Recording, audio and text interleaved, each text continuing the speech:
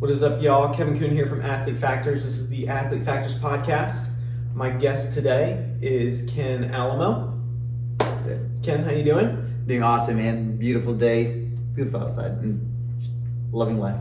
For sure, awesome. I love that. So, like our other recent guest, Sean Lopez, you and I met at Run On at their Resolution Run on January 1st of this year, 2021. There you go. And you were there to do a little bit of metabolic testing. Correct. So we got to talk a little bit about that then and talked a little bit since. And so we're going to discuss more about that today and the benefit that can provide to not only endurance athletes, but potentially other athletes as well. So if you will, give us a long or short breakdown of your personal background, academics, professional life, and all of that. All right, so I'll try and make it real short, but I find it interesting, and some people do, but if you find it boring, then close your eyes for a couple of seconds and just take a little break. But my last name is Alamo, first name Ken, or Kenneth. I was actually born in England, and there till I was 10, so I don't have a British accent anymore because I left when I was 10. Mm-hmm. Went to the Philippines for 5 years, came here to the States when I was 15 for another 5 years, and then I went back to England for 5 years after that. So I was 25 at that point, and then I moved back here to Dallas. So I got married when I was 24, moved back here to Dallas, and been here since, except for the last 2 years I was in the Philippines. So that's a little bit of the personal life. Yeah. So I find it interesting, but because I got to travel. I find that also interesting because I grew up in the Philippines, right? So that was one of the unique things that we were able to talk about the first time we met is like my parents were missionaries. We moved there when I was 6. We were there for 3 years, came back to the U.S. for a year, and then spent another 4 years there. So I was there basically until high school. So he's more Filipino than I am. I only spent 7 years there total, but I got the blood, but it doesn't really matter. It's funny. I'm Pinoy through and through, man.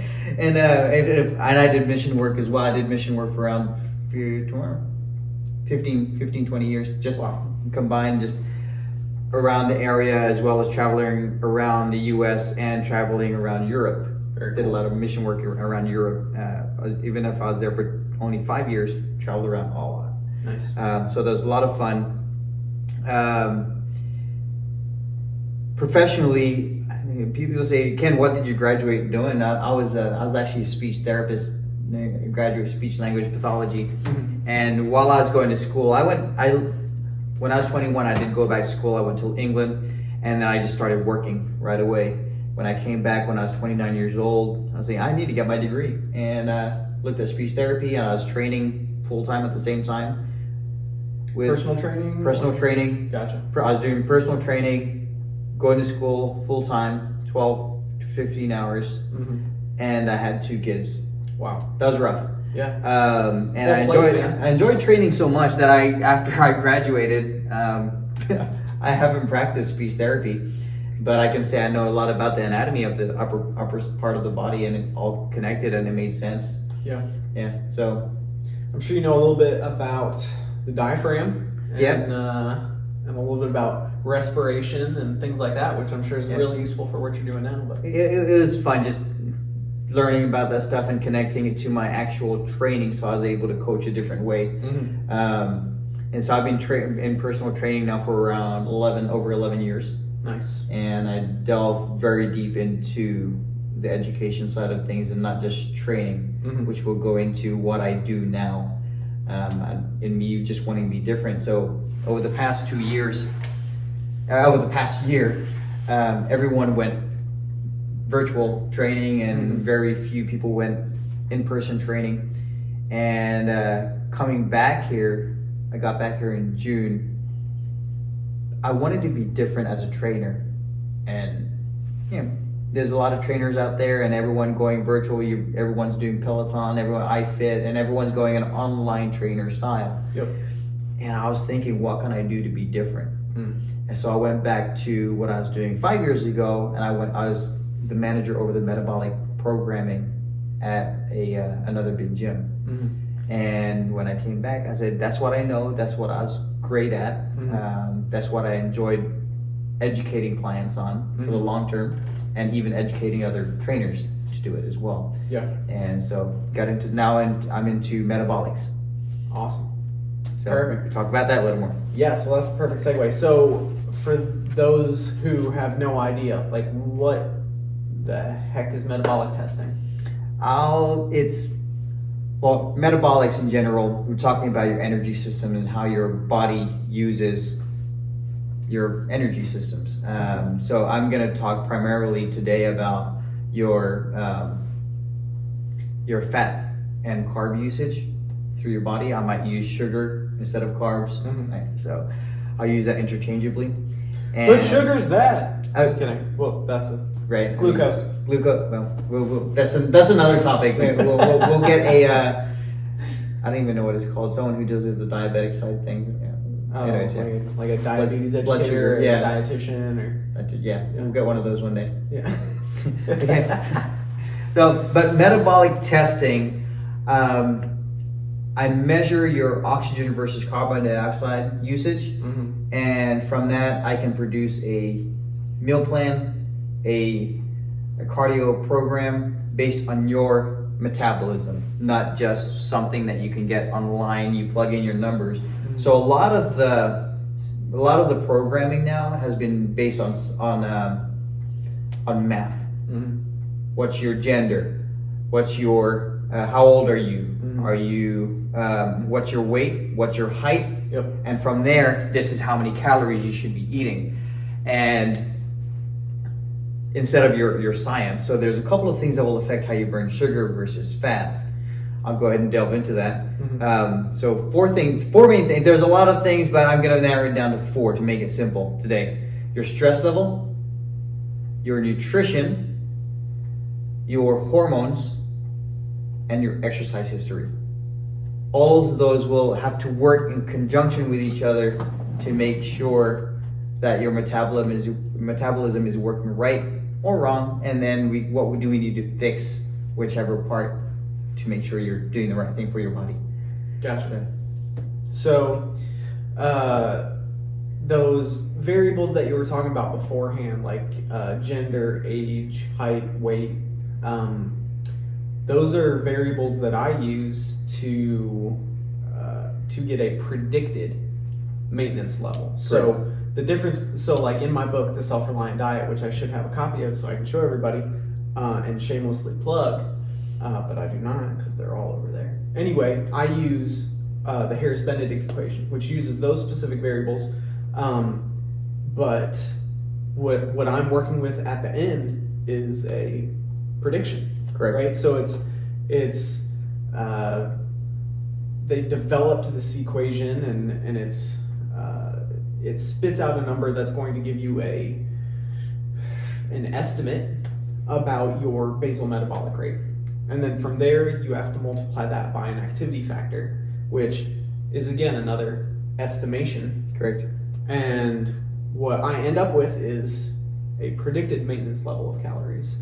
From there, I have to then adjust either up or down depending on a lot of different things. How the client feels, their training intensity, their rest and recovery, changes in body comp, changes in the scale. And so it's a lot more moving pieces. So you can do it that way for sure. Because I do it. Honestly, but I don't come out with a specific number right away. The caloric burn, you'll be within 250 calories. Pretty accurate. It's not too bad. Yeah. Where the resting metabolic assessment, so there's 2 assessments that I do, resting metabolic assessment and active metabolic assessment. Okay. So the resting metabolic assessment will actually do that, and it will also, this is where it gets more interesting, you'll see how many calories you burn on fat and how many on your carbs. Gotcha. As well. And from that you can produce a better meal plan.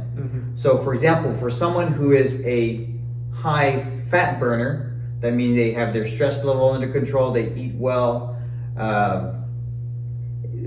you can probably put them on a 40% 40 to 50% nutrition plan for carbs, and then split or try and divide.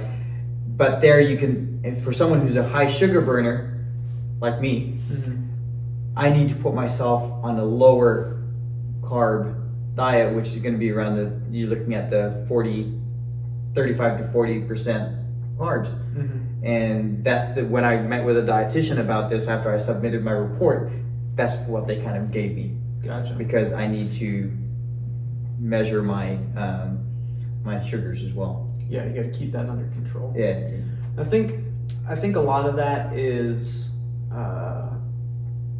chicken or the egg. Like, there's some people who, like, you can adapt your metabolism to run on different sources of fuel more so than others, right? So if you, otherwise this whole idea behind adapting to a ketogenic diet wouldn't make sense, right?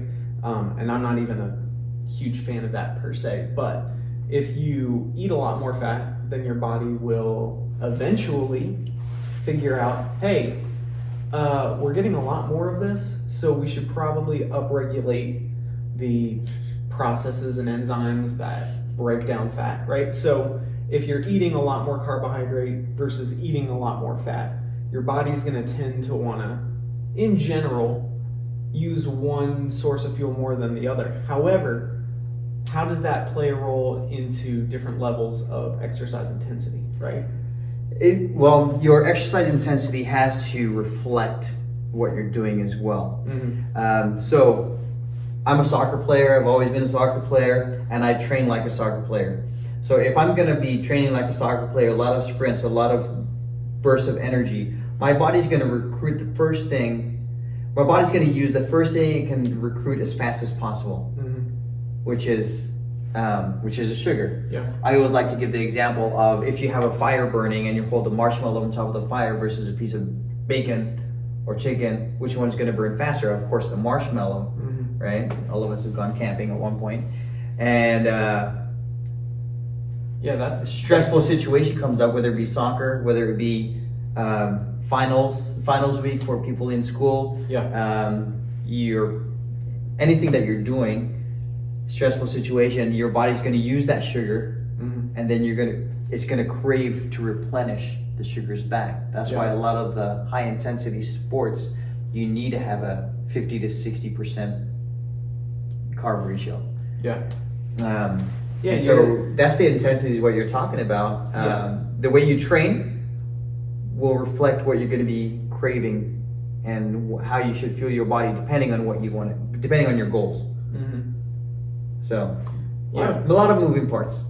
For sure there is, and I want to make sure that people understand, like, there's a ton of individual biochemistry going on. Like, there's no one proper way to eat, and I'd say every body is different. For sure. Everybody's different in their, like we said, body chemistry, their stressors in life, their hormones will be changed depending on how many kids they have or they don't have any kids. And so we have to find a fine balance. I can't do what you do. You can't do what I do, because we're going to be different. For sure. Somehow. Yeah. Right. So. No, I totally agree with that. I think the idea that that there's one set way to eat, like, I get somewhat bothered when, especially nowadays, so many endurance coaches are like, we gotta get you fat adapted, we gotta get you keto, you gotta eat keto if you want to finish that Ironman or you want to finish that marathon. Like, anecdotally, I know tons of people who have had a lot of success on keto, but anecdotally, we can also look at who's run the fastest times in the marathon, who's done the fastest times in the Ironman. And even at those long events, they're consuming a ton of carbohydrate. Like, the diet of these East African runners is 60+% carbohydrate. Yeah. And they're using that over the course of the marathon, right? and in their training. Well, this going into their threshold, because they're training their threshold that way. Yes. But So the level of intensity comes into play big time, even though the duration and the volume of training is quite high.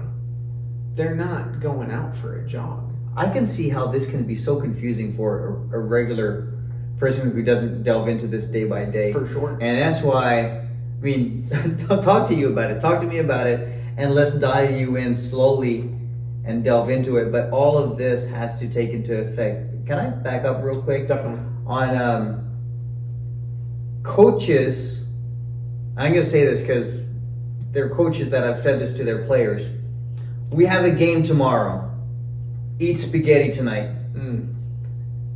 But you and I know, if that's not the way you've trained your body to eat and train over the past at least 3 to 4 weeks, then if you just eat If that's a lot of a new spaghetti source of food, the day before, Yep. your body's gonna say, "What the heck are you doing? Yeah. You haven't trained that way." So if you're gonna eat spaghetti, eat spaghetti for the next 3 or 4 weeks, and you train every day at a high intensity, and you teach your body how to burn the sugar versus the carbs, then you might be okay. But please don't just out of nowhere say, "Eat a lot of spaghetti tonight," because you have a game and you've never talked about it. So, anyways, Do you like The Office? The Office? I have seen it. I do like it though. All right. So there's an episode where Michael, the boss, puts on a 5K Okay.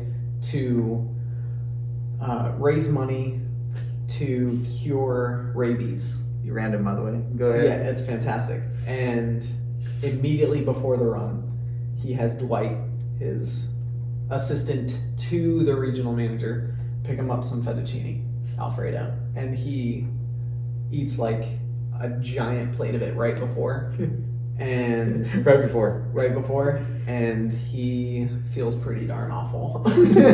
But he's like, as he's eating, he's like, got a carb load, like, and so that just reminded me of that, like, your body and your gut microbiome will adapt to the things that you give it on a relatively consistent basis. So if you're not used to eating a high amount of carbohydrate or a high amount of fat, and then you all of a sudden introduce a large bolus of this, then the microbiome's not ready for that. And that's why it's called training. Training. You're not just training physically, mentally. You're also training physiologically, and your nutrition has to be trained as well. I totally agree. So yes, we can go on and on. It's just awesome. Fun stuff, man. Yeah. So let's talk a little bit more about. You said there's 2 types of testing that you do. Correct. Let's talk a little bit more about some of the other different types of testing. So, do you do like VO2 max testing? Do you do like RMR testing? Do you do lactate threshold testing? And what are some of the differences? Okay. So the resting metabolic assessment is the RMR, so resting metabolic rate, where we deal with more nutrition, how your body burns fat versus carbs. Doing nothing. Yeah, that's at rest. At rest. Doing nothing. You sit down for 10 to 12 minutes, and then we measure that, and then that's it. And that's using indirect calorimetry. So it's measuring oxygen and carbon dioxide. Correct. Gotcha. Okay. Correct. And how your body metabolizes that stuff. Sweet. It's chemicals. And the other one, which is honestly more exciting for a lot of people, is their active metabolic assessment, where you get your VO2. I like to call it threshold, not necessarily peak, because there's a peak, the peak where you're about to die. People don't like to test to that level. No, do they? They don't. Once they get to a 100% sugar burn, that's really all they need. Yeah. For the sake of testing, that's really all they need. RPE 10. Yes. Well, on a scale of 1 to 10. RPE, Otherwise, rate of perceived exertion. Yeah. Okay. Once you feel like you're tapped out, you can go a little bit more. Yeah. But most people. Most people can. So once you get to a 1.0 or 100% sugar burn, and I say, I just continue to get them to push. And if they're physiologically have not met the 100%, then it becomes mental or lack of training. Yeah. What do we need to do to get you there? Mental conditioning or physiological? Physiological. So Yes. very exciting. So I take a look at those and I make sure that I prompt them that if they don't get the 100% sugar burn, I will not stop the test. They will push harder. Now, otherwise we have to redo the test. We have to continue to train to get there. And so they fight a little harder to get there. Okay. Yeah. So they don't want to do it again. Yeah, they don't want to do it. Actually, they do want to do it again, but in a couple of months to see how they've changed. Okay, but cool. So going back to the metabolic testing, I look at the VO2 threshold. From the VO2 threshold, I'll be able to push their lactate threshold. There's a point where your fat burn and your sugar burn cross. So you're normally in the beginning of your training, you're at a higher fat burn because it's less stress. Lower intensity. And as it gets harder, I'm going to pause you right there. So for those who maybe don't understand either the energy systems or the way that the body metabolizes and breaks down fat versus carbohydrate, glucose or sugar can be metabolized under situations where there's not oxygen or where there is oxygen, right? So you have aerobic and anaerobic glycolysis. With fat, you can basically only utilize that effectively when there's oxygen present. Correct. So your basic energy systems, you've got your ATP PC system or your phosphagen system, and that's completely anaerobic, but it's tapped out within, let's say, 10 seconds or so. So that's like a max effort sprint, 100 meters, or some sort of like a max effort deadlift, something along those lines. You're not really using sugar or fat at that point. It's just ATP that's already within the muscle, or that's ATP that's broken down into ADP that's then rephosphorylated via phosphocreatine or anyway, we're getting a little too deep. So that's that system. After that, now we're talking about anaerobic glycolysis and aerobic glycolysis. And anaerobic glycolysis is like almost exclusively sugar if we're talking about the fuel substrate. Aerobic glycolysis, we can do sugar or fat. The longer you go, the more it's gonna shift towards that fat, or the lower the intensity, the more it's gonna shift towards fat. So correct. Sorry. So higher intensity, it starts to switch.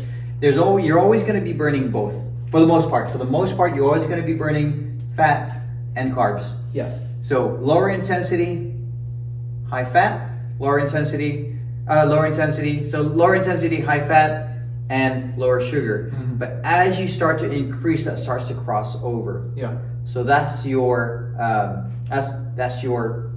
It's not a threshold, but it's your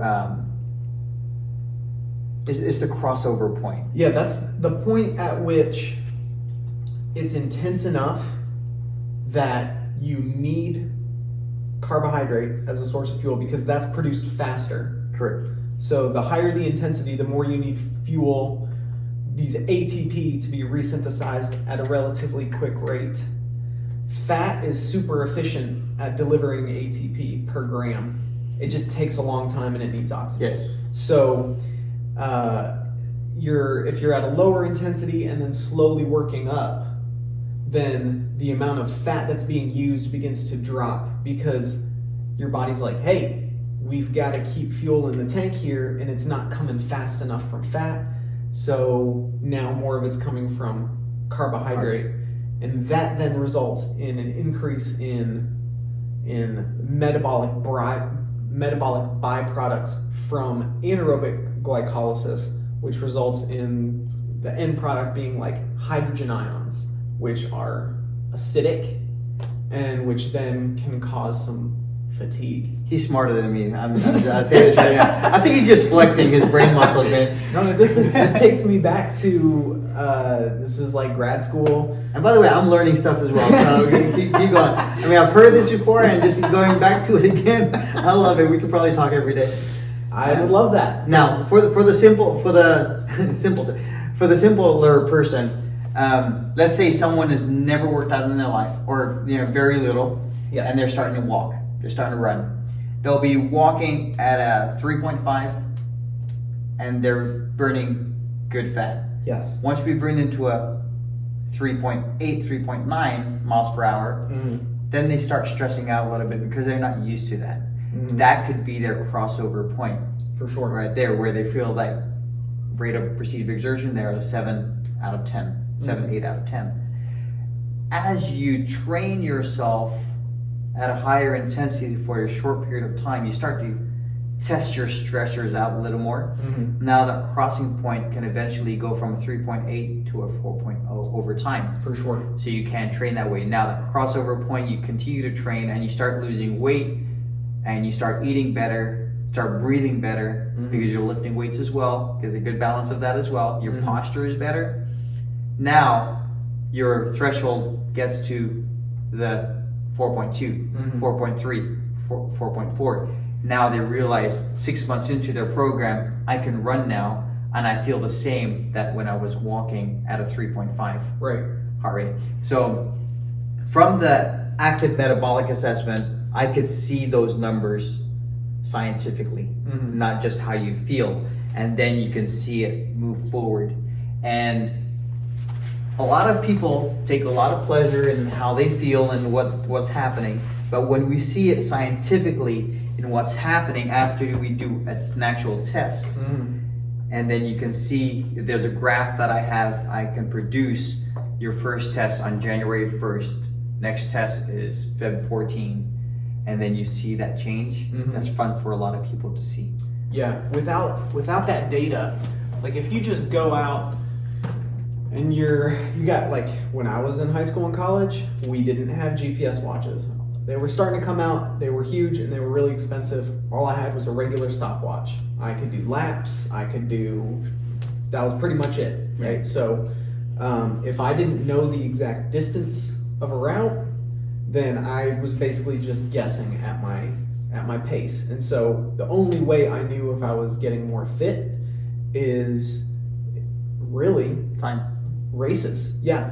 Did my time change for my 8K or 10K for cross country? And then indoor and outdoor track, my races were different. But for so many people, like the average everyday person, and even the athlete who's not training to just run, swim, or bike, how do you know if you're getting better or not without some measurements, right? So I think getting these type of tests done, getting metabolic testing done can be really, really beneficial for, let's say, the team sport athlete, because now you've got concrete data in your hand that you can look at and say, okay, it's been 6 weeks since the last test, and this was your VO2, and this is what it is now, or this is your lactate threshold, this is what it is now, and you can determine, okay, like if everybody on the team is trending upwards, then you know your programming was done correctly. If half the team is improving and half the team isn't improving, then you got to figure out, like, okay,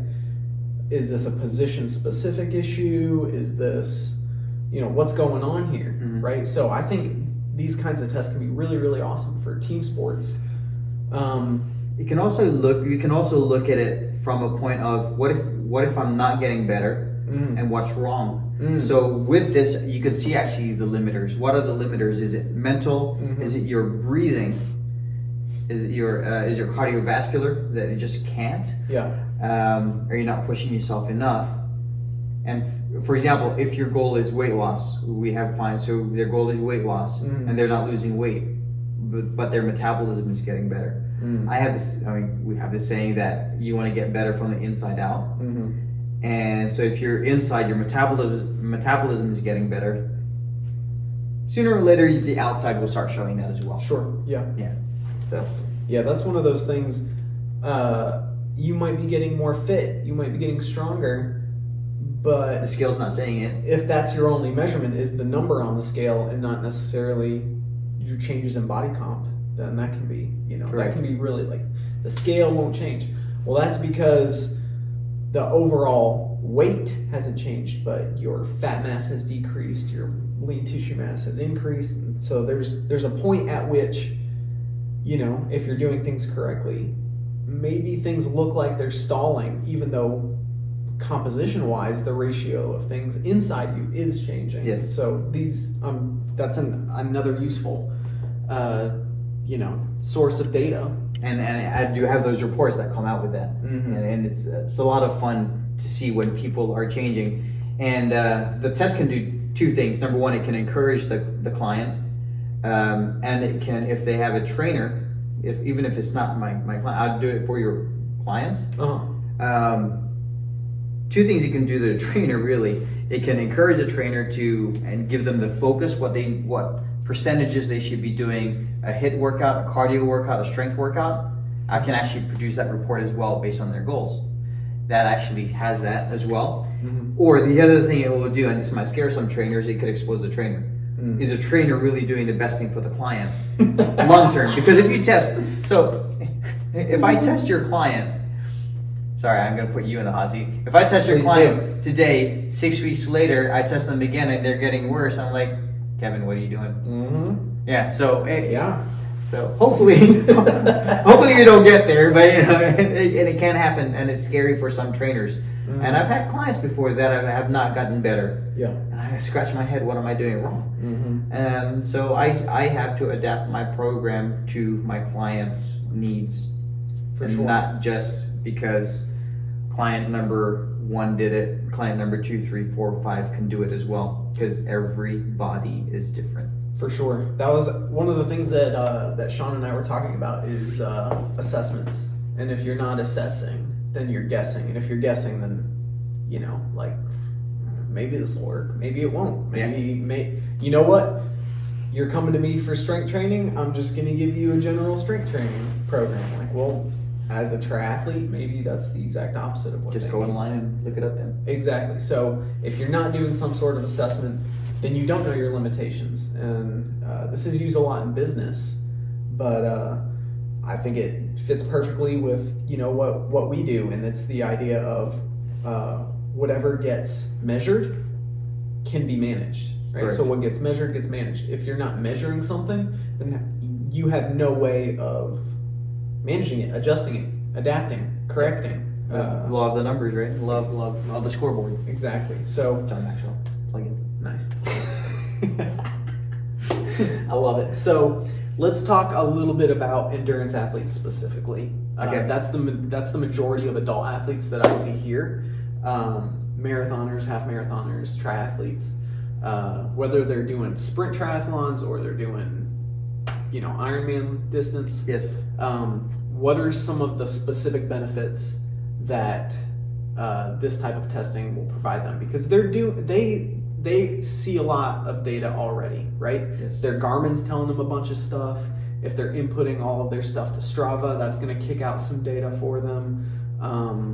Their coach is probably tracking things. So what additional benefits does this provide?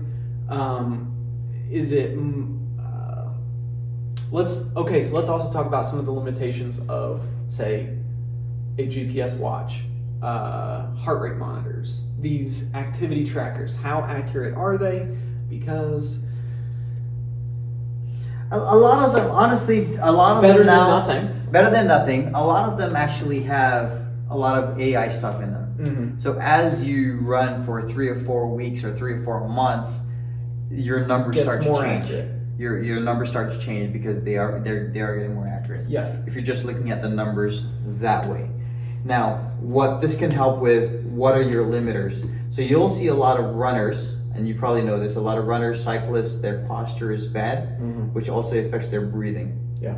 So based on that, if I get this report and it says their breathing cognition is at 40% instead of a 60%, if you work on their posture based on this, you can make that adjustment, and we can see that score go up and down based on what you're trying to get them to do. Gotcha. So it will give me that kind of report that goes in with it as well. So you're looking at the limiting factors, and typical for endurance athletes will be their posture and breathing. Gotcha. Yeah.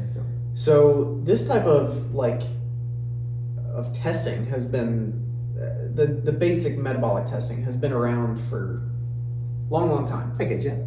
It's almost only exclusively done in like an academic or research setting. Correct. So most clinics, hospitals, there are some quote unquote bigger gyms or boutique gyms that will have it. Yeah. But you and I know that 90% of the people do not walk in those kind of gyms. And so my goal was to quote unquote evangelize in wellness, in a wellness setting, and bring this out to them. This is one of the few or only truly mobile metabolic analyzers that you can get on the market, and there's very few people and even trainers that know how to use it properly.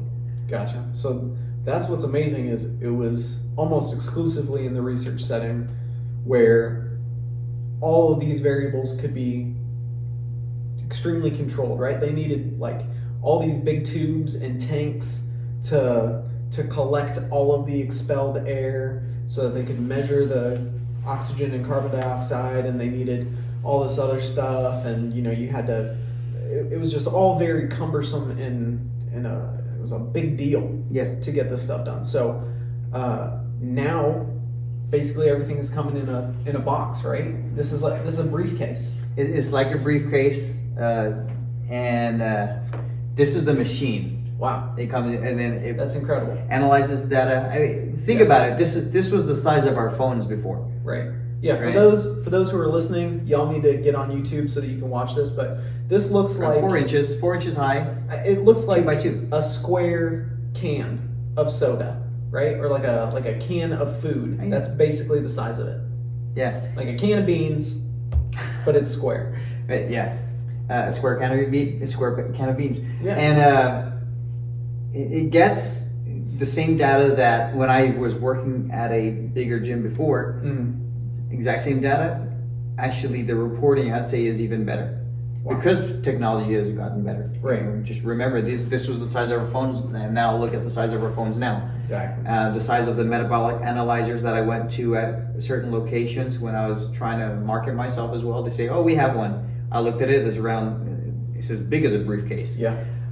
With the big tubes that connect to your face, and when you're running on the treadmill, it doesn't feel comfortable. This is a backpack, by the way, you put on your back when you're running on the treadmill. You can actually do it on the bike as well. Let's say you do a 8-mile loop just to see how you perform.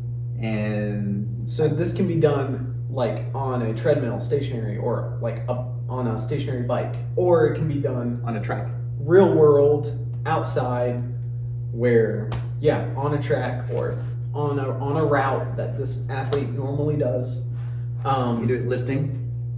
Gotcha. So it's extremely what's the word I'm looking for?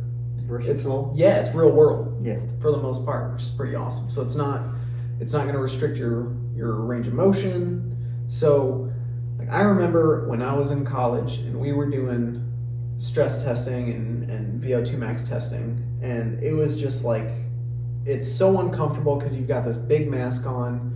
It's a little bit like, first of all, it's uncomfortable. All these tubes, like I had to like hug the left side of the treadmill, because if I got into the middle, then it would pull the tube out of the machine. You have to run with a tilted head. Yeah, and I remember that. There was this one dude in our class. This was super disgusting. I'm not even going to say his name because I don't want to embarrass him. But so connected to the mask was it looked like a little test tube that you could screw on and screw off, and it was your spit collector. It was your saliva collector.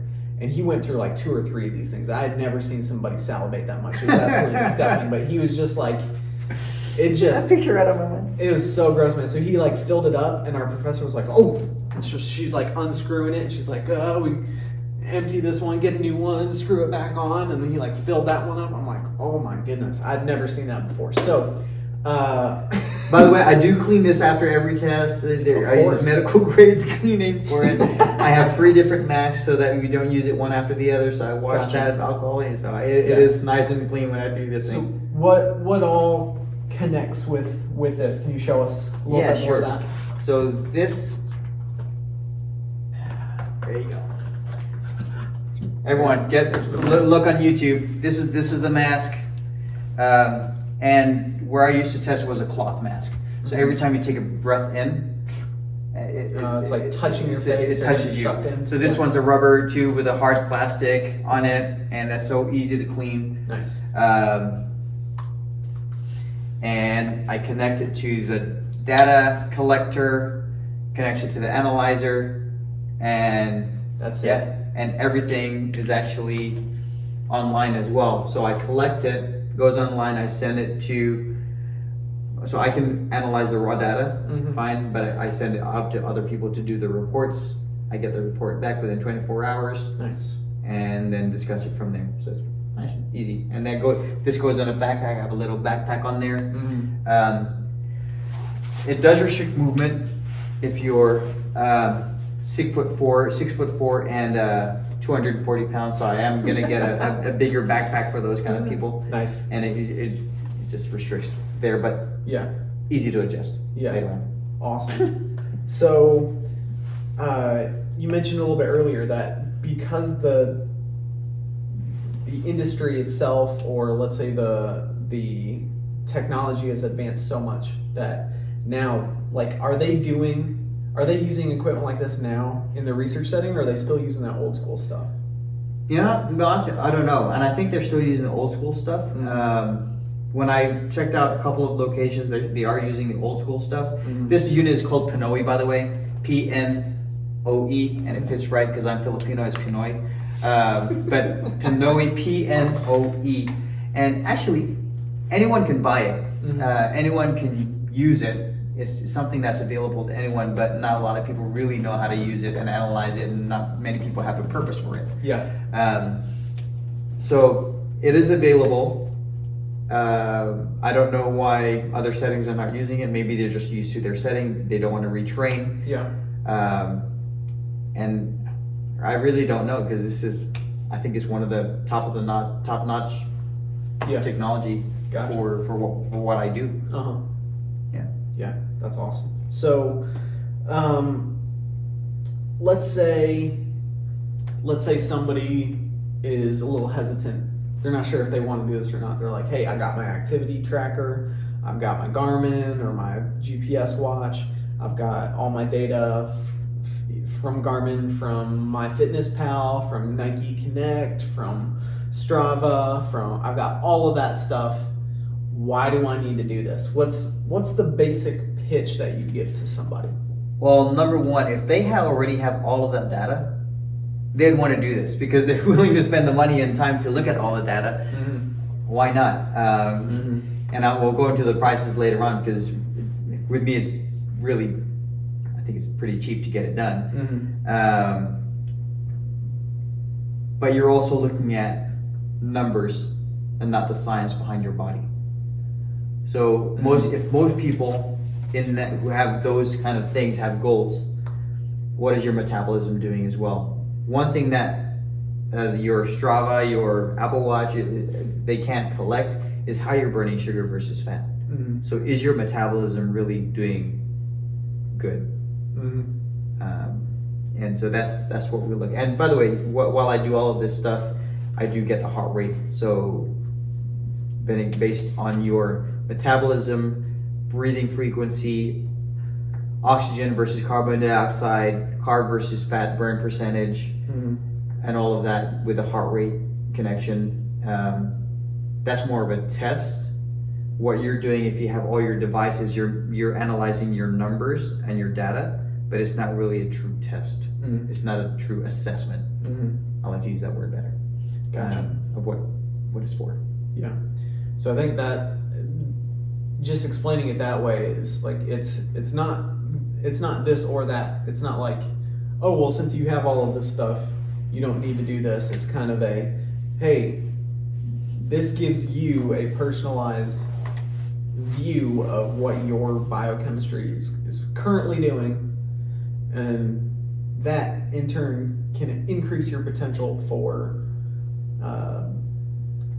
better programming for your training, for better outcomes going forward, because now you have some useful numbers to work with. It's funny. I had a doctor this past weekend do his test, and he's a lung doctor. so very in demand nowadays, and he probably understands all of this physiologically, how it works more than I do. Mm-hmm. He's probably a lot better than me, probably maybe a little better than you. But when I explain the education that I give and the connection that I give to fitness and wellness with this, he was the one that said, I'm learning a lot today. This is a doctor. Yeah. Again, He's he showed his humility, and Yeah. he did this test. Now I'm meeting with him later on to give him his actual plan, what he needs to do. Yeah. Yeah, so there you can always learn stuff Yeah. about yourself. For sure. And why not? So if I can, I'll go into the prices a little bit. Please do. Go ahead. Just to do the resting metabolic assessment Yeah. is $100, and which is, people will spend that on a dinner sometimes. Yeah. And to get the actual meal plan, because I send it to an RD, I'm not an RD. I send it to someone else. They get it done. $50 for the setup, and then $15 a month after that, if you want to keep that going. Gotcha. And by the way, the meal plan, they send it to you, and part of the program, you click add to cart, connects to your Amazon account, and sends you the food. Nice. If that's the way you like to do it. Otherwise, you can just take a picture of it and just buy it at Target, Walmart, wherever you, Aldi, wherever you're gonna get your food. So the meal plan, like, it's sending you recipes. Is it sending, like, here's your calorie goal, here's the number of grams of carbs you need to be eating a day, the number of grams of fat you need to be eating per day? Like, what does that look like? It sends you your yes, and yes. So your calorie goal, your protein carb, your macros, protein, carbs, and fat. Yeah. And we base it on a week at a time. And then it has it just really has the raw food on there, and then you can cook it however you want. Once you see it on there, and it's easy to add on spices. Yeah, If gotcha. you want to as well.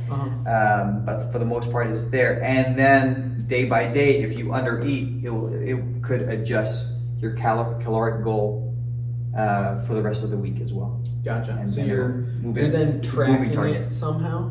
You can track it on there, or you can track it on. It's attached to MyFitnessPal as well. Perfect. Plug for MyFitnessPal. I can input my food on MyFitnessPal, and it will connect to that and put my calories in there, Nice. and it will give me the balance still of the protein, carbs, and fat. Gotcha. That's really interesting. It's and what people like. I have 2 clients on it right now that like the add to cart on Amazon thing because they're It's so convenient. business owners, convenient, Yeah. and they get it done that way. Yeah, especially with all the pandemic stuff going on, like one less trip you gotta take.